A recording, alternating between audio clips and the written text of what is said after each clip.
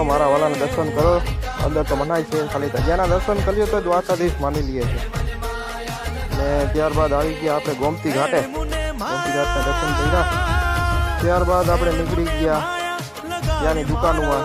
જુઓ ખૂબ સરસ નજારો.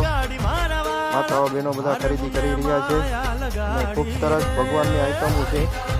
જે જોતું હોય મળી જાય છે. અને જુઓ આટા આજ તો પિંજરા રાખ્યા છે, કેમ કે અંબાણી પરિવાર અને 31 બધું ભેગું છે. અંબાણી પરિવાર પર આજ દર્શન કરવા આવ્યા હતા. એ જુઓ માનો મેરામણ ઊંચ્યો જાણે મેળો જ આવ્યો. દ્વારકાધીશનો મેળો કાંઈ ને ફૂલ ટ્રાફિક. દ્વારકા એકવાર તો આવવું જ જોઈએ. મને એટલી ખબર પડે છે કે દ્વારકા એકવાર આવવું જોઈએ દર્શન કરવા. અને જુઓ ત્યારબાદ અહીંયા પણ જુઓ ભગવાનના કેવા સરસ વાઘા છે.